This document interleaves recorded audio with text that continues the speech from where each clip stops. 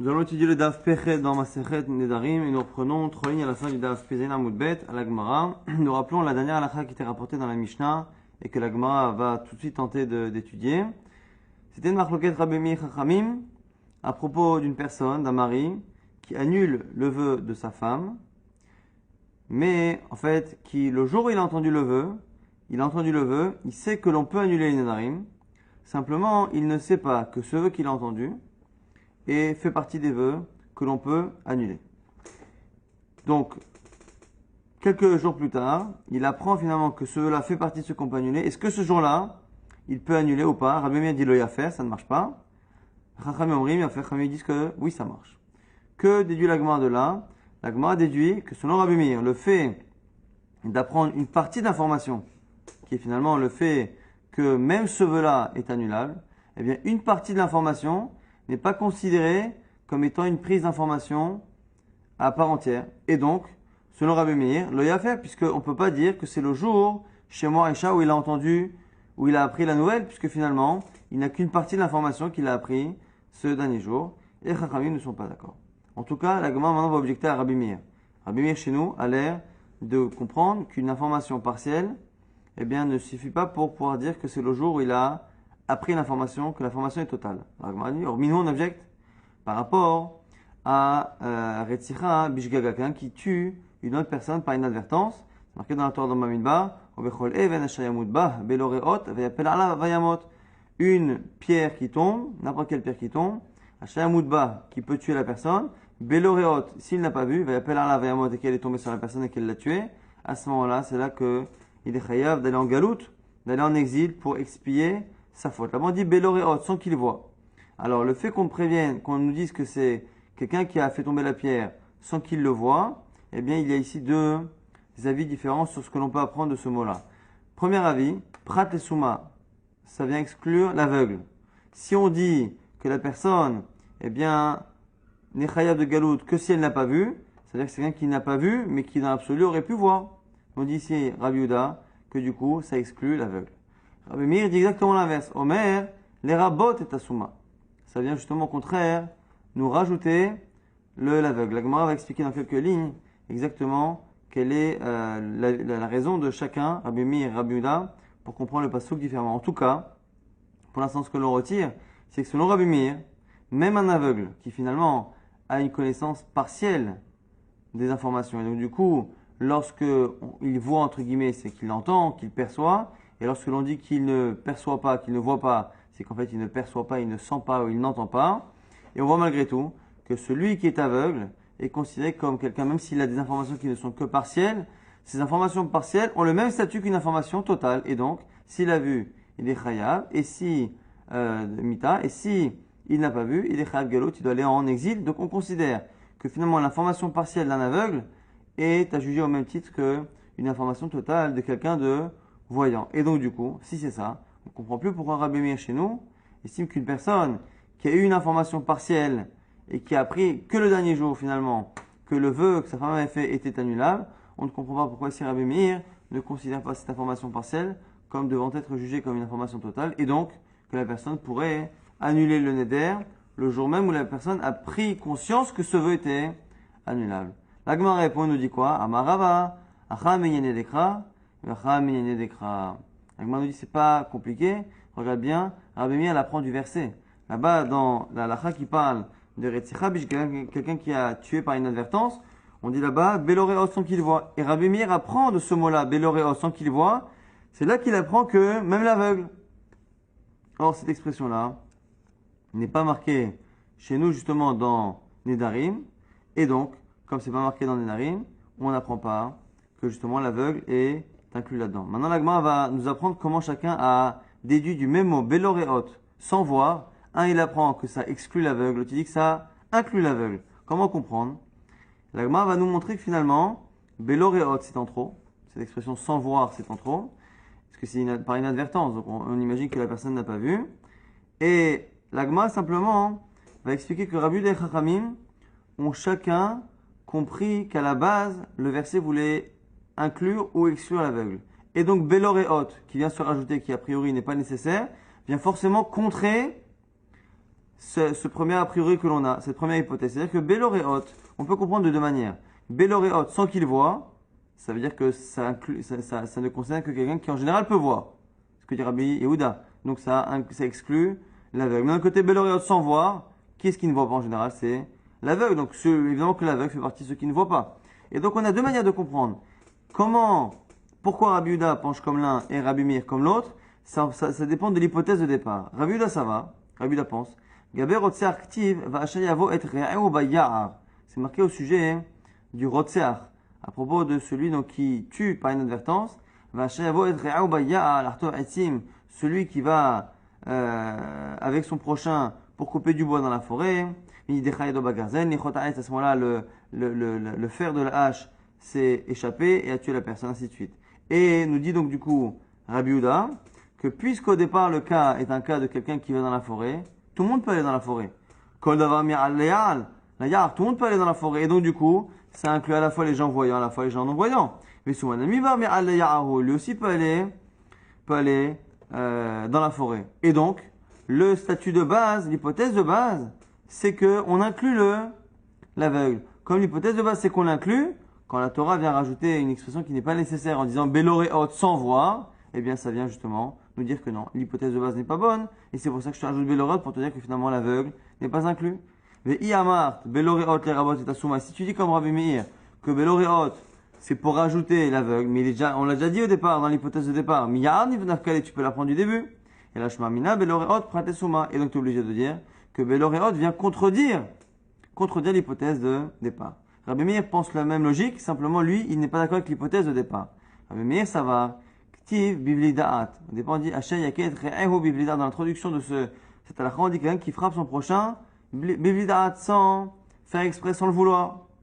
Et donc, du coup, kol davar mida, misuma lavar de amida, c'est quand est-ce qu'on dit quelqu'un qui n'a pas fait exprès? C'est quelqu'un qui a toutes les informations. Or, à la base, un aveugle ne peut pas réellement savoir qu'il est en face. Quand il pense ne pas faire de mal à quelqu'un, il ne peut jamais en être certain puisqu'il ne voit pas exactement qu'il est en face de lui. Et donc Rabbi Meir nous dit que puisque l'hypothèse de départ, c'est que l'aveugle est exclu, forcément que Béloréot ne vient pas l'exclure, parce que sinon ce serait une répétition, donc il faut savoir, ça vient forcément l'inclure.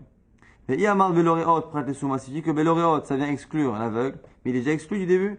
Iblidaad Nafkale, c'est déjà l'hypothèse de base. Et là, Shmamina, Béloréot et Rabot Tasuma, de là tu apprends que ça vient rajouter. Donc en fait, ici, la marquette Rabbi Yehuda Chachamim, à savoir est-ce que finalement l'aveugle est exclu de cette galoute ou est inclus de cette galoute, ça va dépendre en fait de comment on a compris au départ la situation, l'hypothèse de base. Selon Rabbi Yehuda qui pense qu'au départ on aurait pensé inclure du début du verset, inclure l'aveugle, et bien Béloréot vient l'exclure. Selon Rabbi Meir qui pense qu'on vient l'exclure, Béloréot vient l'inclure. Nouvelle Mishnah, Amadir Anaa Mechatano, quelqu'un qui fait maintenant un éder par rapport à son khatan, par rapport à son gendre. Il fait le vœu que son gendre ne profitera pas de tout son argent. Il va la tête les bitomarot et il veut donner à sa fille de l'argent. Comment faire? Omer là il lui dit, il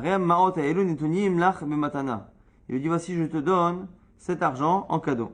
À condition, deux conditions, que ton mari n'ait aucune possession dans cet argent. Et il précise aussi, et là,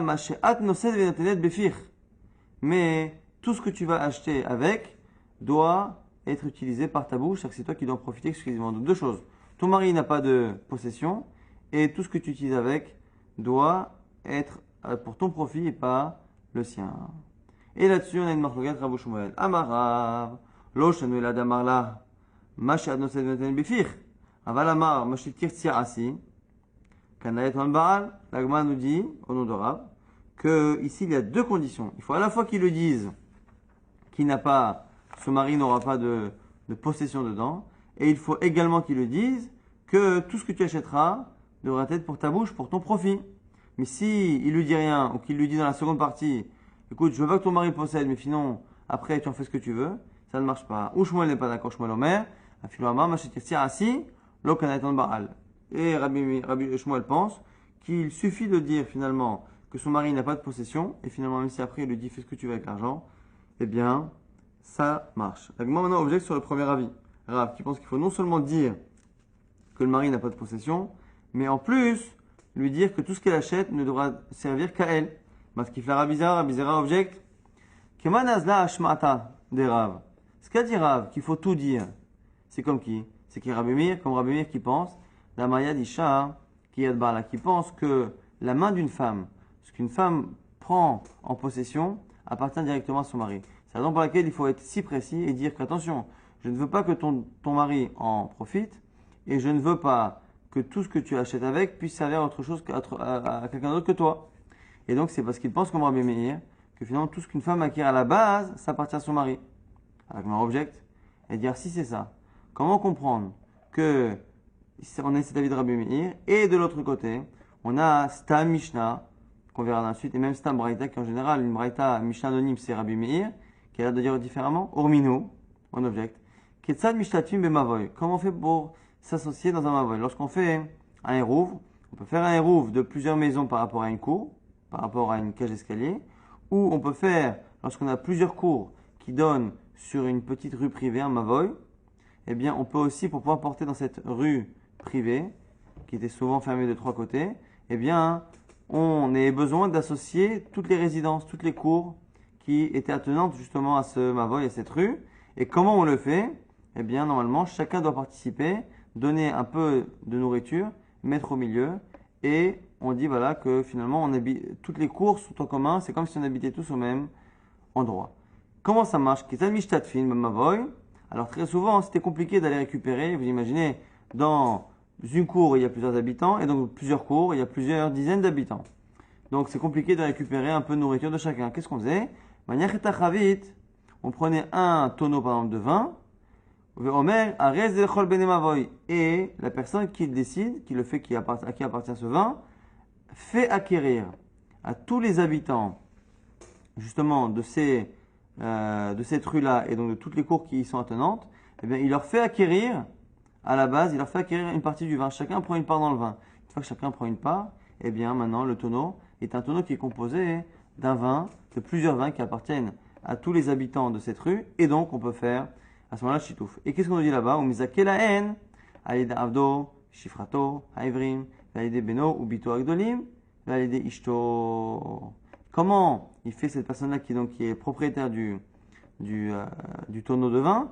Elle prend une personne de son entourage, qui peut être finalement son serviteur, sa servante, son fils, sa fille ou même sa femme, et il leur dit voilà, tu vas toi acquérir pour ces gens-là, comme c'est un kinyan, c'est une acquisition, eh bien on peut le faire même sans leur présence, tu vas acquérir à leur place, et quand tu vas lever, tu vas à ce moment-là leur faire acquérir. Et on voit que l'on peut faire acquérir même par sa femme. Donc celui qui possède l'intégralité du vin va finalement passer par sa femme, entre autres ou son enfant, mais en tout cas sa femme, c'est ça qui nous intéresse, passe par sa femme pour transférer la propriété d'une partie du vin à chacun des habitants de la rue. La mais ça ne marche pas selon ce qu'on a dit.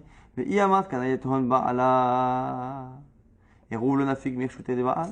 La m'a dit mais si finalement une femme, comme ce qu'on a dit au nom de Rabbi Meir et au nom de notre Mishnah, si une femme, tout ce qu'elle acquiert appartient à son mari, comment son mari peut lui donner quelque chose à elle pour qu'elle-même serve de transfert pour quelqu'un d'autre, alors que finalement, qu'elle acquiert à leur place, sert de chaliar, alors que finalement, dès qu'il lui donne dans la main, c'est comme si lui-même reprenait, donc c'est un problème qui ne se règle pas par sa femme, puisqu'elle n'est pas étrangère. Amar Rava répond, Afalgav, Namar Rabbi Meir yad isha ki yad ba'ala, Moder Rabbi Meir lenyan shitouf. On va dire, effectivement, mais il dit toujours que la main d'une femme, c'est comme la main de son mari. Simplement dans Chitouf, ici, quand on associe les cours pour la rue privée, c'est différent. Puisque finalement, c'est lui-même qui lui donne à elle, mais pour lui faire acquérir à quelqu'un d'autre, à ce moment-là, ça marche. La Gemara objecte avec une braïta qui montre que finalement c'est faux. Pourquoi? Que finalement, dans ce principe-là, selon Rabbi Meir, ça ne marche pas. Même avec sa femme, Etivé, Rabina et Ravashi. Et Louch, c'est voici la liste de ceux à qui ça peut marcher. Aïdé Beno, Obito Agdolim, son fils ou sa fille adulte, Avdo Veshifrato Aevrim, son serviteur ou sa servante juive, Velouach Zachin Banim, voici ceux à qui ça ne marche pas. Aïdé Beno, Obito Agdanim, les enfants mineurs, voilà Avdo Veshifrato Kenanim et les serviteurs non juifs, Veishto et sa femme. Donc ici on a un double problème. On a la Mishnah qu'on a citée, qui a l'air de dire que le mari peut faire acquérir aux autres par l'intermédiaire de sa femme. Et cette Mishnah-là, qui on Rabbi Meir à la base, parce qu'elle est anonyme, est en contradiction avec la Braïta qu'on vient de citer, qui dit que la femme ne peut pas le faire, et en contradiction avec notre Mishnah à nous, qui, même si elle ne parle pas chez nous de Shitouf, elle ne parle pas de Shitouf, mais on a vu finalement que chez nous, on a vu au nom de Rav en tout cas, que la main, tout ce que la femme possède appartient au mari, et c'est pour ça que selon Rav, la seule manière de donner à sa fille, sans que ça revienne à son gendre sur qui il a fait un éder, c'est de lui préciser que le mari ne doit pas avoir de possession et qu'elle ne fait que profiter, elle, de ce qu'elle achètera avec cet argent. Et donc du coup on a une contradiction. Comment expliquer rien que la contradiction entre la Mishnah et la Braïta? Et ça permettra en même temps d'expliquer la contradiction qui est entre notre Mishnah et la Mishnah qu'on a citée. Et la Maravashi matnitin, beshesh lachatzer, botomavoy askinan, demigo des achian nafsha, zachian lacharine. Quand est-ce que ça marche? C'est lorsque la femme elle-même a une cour et une maison dans la propriété. C'est-à-dire qu'il y a le mari qui possède quelque chose dans lequel elle vit, et elle a aussi une possession par ailleurs. Donc, comme elle fait partie aussi des copropriétaires, eh bien, elle-même, elle a une part où elle doit acquérir, et comme elle acquiert sa part, elle peut faire acquérir aux autres. C'est la réponse de l'agma. On va récapituler très rapidement ce qu'on a vu finalement dans ce daf. Dans ce daf, on a vu qu'il y avait une marloquette Rabbi Meir Chachamim par rapport justement à la possibilité d'annuler un éder pour le mari lorsqu'il apprend tardivement que finalement le éder qu'il avait entendu, ben finalement il peut l'annuler. Selon Chachamim, ça s'appelle qu'il n'apprend que maintenant, donc il peut annuler. Selon Rabbi Meir, c'est trop tard.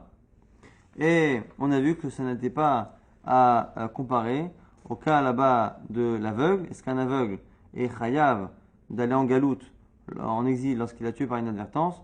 Selon Rabbi Meir, oui. Selon Rabbi Yehuda, non. Ça n'a rien à voir avec le fait de penser qu'une information partielle est considérée comme étant totale ou pas. C'est une question de lecture du pasuk en fonction de l'hypothèse de base. Est-ce que le fait que la Torah parle de quelqu'un qui va dans la forêt ou de quelqu'un qui n'a pas toutes les informations, est-ce qu'au départ on inclut ou pas l'aveugle ou pas, pour savoir si l'expression Bélor et Rod sans voir vient finalement contredire et donc inclure ou exclure en fonction de comment on a émis l'hypothèse au départ.